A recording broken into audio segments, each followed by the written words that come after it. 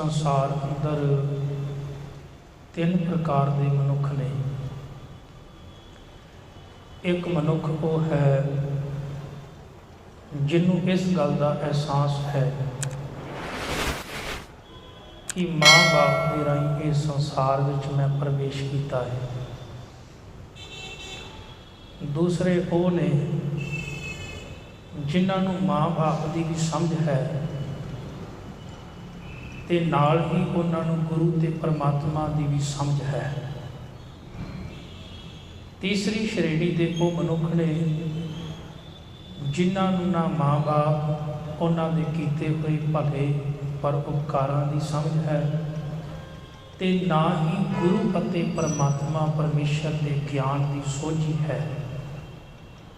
ऐसे मनुख स्वार्थी ने, अकिरतघन ने। उन्हों का जीवन विच कीता होया जप तप वो सिर्फ विखावा है महज। माँ बाप राही ये जीवन सानू मिलिया है। असी जो ये संसार वेख रहे हैं ये माँ बाप दे राही असी जगत विच आए हैं। महाराज की बाणी का बचन है, जैसे मात पिता बिन बाल ना हुई। माँ अते बाप तो बिना ये जीवन संभव नहीं सी।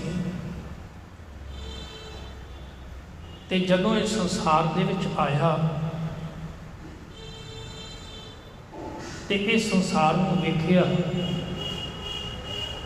जिन्ने भी रंग तमाशे मनुख दुनिया में आके मानता है उन्हों का कारण यह है कि ये जिन्हें भी सुख मानता है वो माँ बाप दे रहे। बचपन दे विच माँ बाप की पालना संभाल इनू जिमें जिमें वड्डा बनाती है उवें उवें मनुख जिहड़ा है माँ बाप के कीते हुए परोपकारां नूं अगर चेते रखता है तो समझो वो सब तो लायक ते समझदार बच्चा है। ऐसा मनुख फिर हौली हौली गुरु के नेड़े होता है। गुरु फिर जिथे माँ बाप के कीते हुए परोपकारां की समझ बख्शदा है, नाल ही उत्थे परमात्मा वालों कीते हुए इहदे उत्ते जिन्ने भी परोपकार ने उन्हां दी गुरु समझ बख्शदा है। गुरु राही ही मनुख नूं सोझी प्राप्त होती है जीवन की। जे संसार विच आउण दा प्रवेश द्वार माँ बाप ने ते परमात्मा विच पहुँचण का जो प्रवेश द्वार है वो गुरु है। गुरु तो बिना असी परमात्मा का रूप नहीं हो सकते। तो ऐसे लोगों को महाराज ने झिड़किया है किहड़े जेड़े लोग अपने माँ बाप के कीते हुए भले नूं विसार देते, गुरु के कीते हुए भले नूं परमेश्वर की कीती हुई बख्शिश नूं विसार के ते जीवन जिउंदे ने। ऐसे अकिरत कर भाई गुरदास जी ने आख्या ऐसे मनुखों का तीर्थां ते जाना व्यर्थ है, मंदिरां मसीतां दे विच जाके दान पुण्य करना व्यर्थ है। ऐसे मनुखों का वेद शास्त्र धर्म के ग्रंथ पढ़ने वो सुनने व्यर्थ ने, जेड़े अपने घर विच बैठे हुए देवी देवतियां की पूजा नहीं कर सकते, अपने माँ बाप की संभाल नहीं कर सकते। ऐसे मनुख लखां देवी देवतियां के मंदिरां में जाके नमस्कार करन कोई लाभ नहीं उन्होंने मिलने वाला। हुण जिहड़ा पिछला समा जिहड़ा लंघिया है ना, इन्हां समयां के दौरान इत्थे ते मैं थोड़ा जिहा घट प्रभाव वेखिया है, पर होर बहुत ऐसे इलाके ने जिथे लोग अपने वड्डे वडेरियां दे श्राद्ध करते हैं, पितरां दे श्राद्ध करते हैं। ते कबीर साहब ने बाणी के अंदर बड़ा वड्डा कटाक्ष किया ते गुरु नानक देव पातशाह जी ने भी इस गल के उत्ते बड़ा जोर पाया। कई तो ना समझ लोग जिहड़े ने वो अज के दिन गुरु नानक देव महाराज के श्राद्ध करी जाते हैं। जिहड़े बाबे नानक ने इस चीज़ को समझाया रोकया, बाबा कबीर जी आपने जीवत पितर ना मानै को मुए श्राद्ध कराई। जिदन ये जिउंदे सन उदन कोई पानी नहीं सा पुछदा, उदन प्रशादा नहीं सै पुछदा, उदन दवा दारू नहीं सै कराउंदा।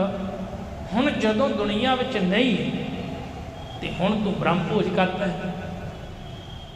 हुण तू लोकां नूं दान पुण्य कर रहे हैं। जे चंगा हुंदा जिउंदे जी उन्हां दे मुख विच पाउंदा, चलो ठीक है, ये भी मान लवो भी जे कोई बंदा कहे जी मैं तो करनी है सेवा, तो जरूरी नहीं कि किसी पंडित नूं किसी भाई नूं ही वो भोजन खवाउणा है।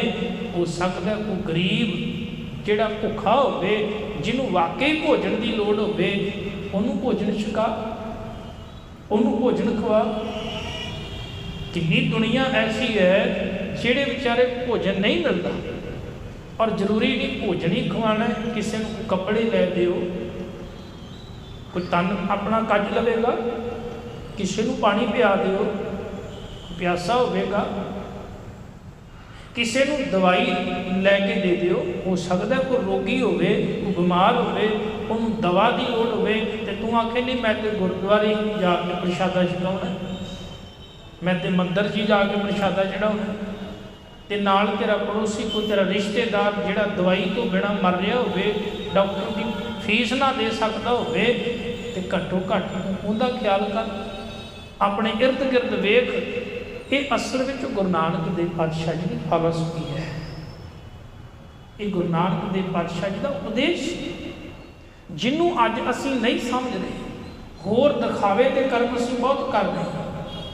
और कि वाकई गुरु पातशाह जी की खुशी लै रहे हैं, आप वाकई महाराज के पुरब मना रहे हैं, तो मनाए हुए सफल हो रहे हैं।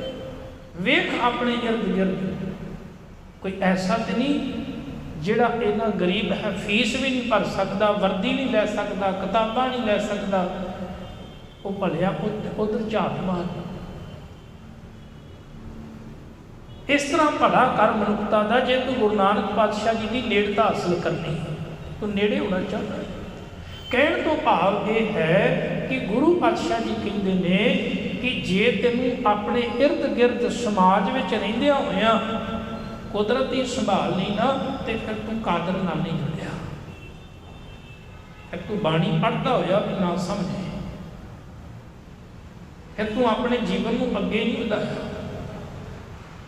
तो जे बाबा कबीर जी ने आख्या जीवत पितर ने मानै को मुए श्राद्ध कराही, उत्थे बाबा नानक जी ने एक वचन किया, कह लगे भलिया जे मुहाका घर नूं है,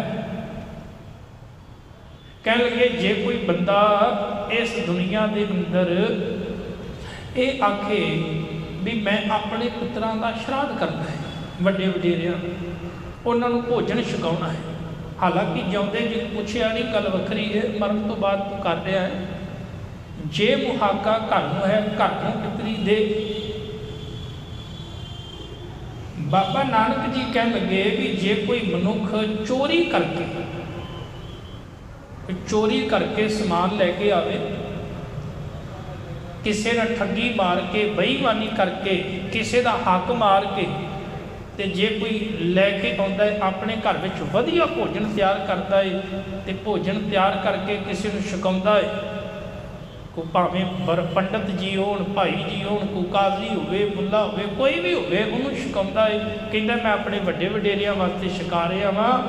तो महाराज उत्थे कटाक्ष करते हैं, भलिया मान लै तेरे वड्डे वडेरियां कोले भोजन पहुँच गया, तो जदों उन्होंने कोल पहुँचया, ये तो नहीं भी तेरे पितर बैठे उत्थे जिन्हों का माल चोरी करके लियाया, जिन्हों को ठगी मार के लियाया, जिन्हों की बेईमानी करके खो के लियाया, उन्हों के वड्डे वडेरे उत्थे बैठे होणगे।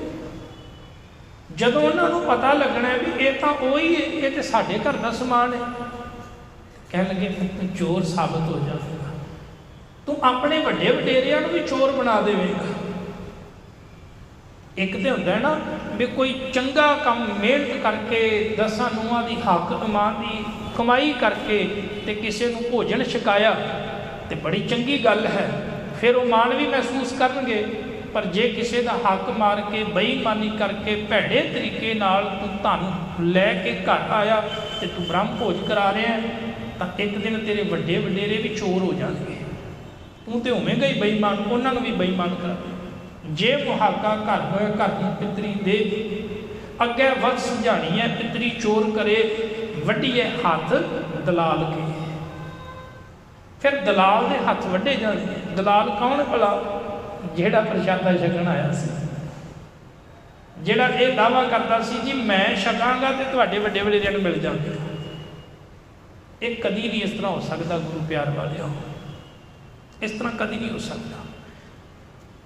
कदी इस तरह होया भी कोई बंदा चंगा पढ़िया लिखिया होवे, चंगी डिग्री हासिल की होवे ते एक अनपढ़ बंदा आके आखे मैं तेरा जूठा खा लवां ते मैं भी इंग्लिश बोलन लग जावां, मैं भी तेरे वांगू वड्डा लैक्चरर बन जावां, मैं भी तेरे वांगू मैं डॉक्टर का जूठा खा लवां ते डॉक्टर बन जावां। कदी नहीं हो सकता इस तरह, समझना पवेगा। तेरा प्रशादा छकाना उदों मुबारक है जे तू किसी भुखे नूं छकाउणा है, तेरा पानी पियाना उदों मुबारक है किसी प्यासे रज्जे नूं खवाई जावेगा। तो फिर ये ना समझिए इस तो अगे कुछ भी नहीं। गुरु नानक देव जी ने आख्या वड्डीए हाथ दलाल के मुसबी ये करे। आ जिहड़ा ब्राह्मण है भावें भाई है भावें पंडित है भावें काजी है, कहते हैं ना भी सानू खवाओ तो ये तुहाडे वड्डे वडेरिਆਂ तक पहुँचेगा। सच जानियो एक दिन इन्हां दे हथ भी वड्डे जाणगे। झूठ बोलते हुण बाबा नानक जी ये बचन कह रहे। हुण जे बाबे नानक ने बचन आखे, होर बचन बड़ा प्यारा आउंदा है महाराज दा। साहब आखदे ने कि बंदे की जिंदगी दी तस्वीर है। पहले प्यार लगा थन दुध, दूजे माए बाप की सुध, तीजे भैया भाभी बेब, चौथे प्यार पन्नी खेड़, पंजवें खान पीन की ताक, छेवें काम न पूछे जात, सतवें संज किया करवास, अठवें क्रोध वाता नास, नावें धौले उबे सा, दसवां दद्दा उवासवा, गए सतीत पुकारी धा, उड़िया हंस दसाए राह। अगला बचन बड़ा प्यारा है। महाराज ने आया होया गया नाव, पिछे पत्तल सतीय काव। ये दुनिया में आया, एक नाम इनू दिता गया। वो नाम उन्ना चर रहा जिन्ना चर दुनिया में रहा है। पर दुनिया में इहो जिहा कोई काम नहीं किया भी लोग इहदे जाण तो बाद भी याद इनू करना। इहो जिहा कोई काम नहीं किया, सारी जिंदगी माड़े काम किए। कोई इहो जिहा चंगा काम नहीं किया भी लोग ये कहण भी हाँ वाकया फलाना मनुख इन्ना चंगा सी, उहदे आ काम इन्ने चंगे सन करन लायक कि उहदे तो सिੱਖਿਆ लैके असीं भी कर सकें। बस वो आया जिन्ना चर है सी उन्ना चर लोगों नाम याद रखा, 4 कुछ दिन भुल गए। उस मगर परिवार ने फिर की किया, अज जेडे शराब छूट करके ते कावां कुत्तियां नूं खवा के ते बस चुप हो गए। आया गया होया नाव, पिछे पत्तल सदिया कौ, नानक मनमुख अंधवार, बाज गुरु डुबा संसार। वो बाबा ये बचन कह रहे हैं तो साढ़े वाले अज दिन बाबे नानक का शराब मना रहे हैं। इन्होंने बाबे नानक को भी नहीं छड्डिया भी बाबा नानक जी तुसीं सानूं समझाओगे घाटा मनाना शुरू कर देंगे। हुण सतगुरु नानक देव पातशाह जी नूं जे आपां पुरब मनाउणा है तो सानूं महाराज की बाणी का जिहड़ा उपदेश उहनूं जीवन में समझना पवेगा, लागू करना पवेगा।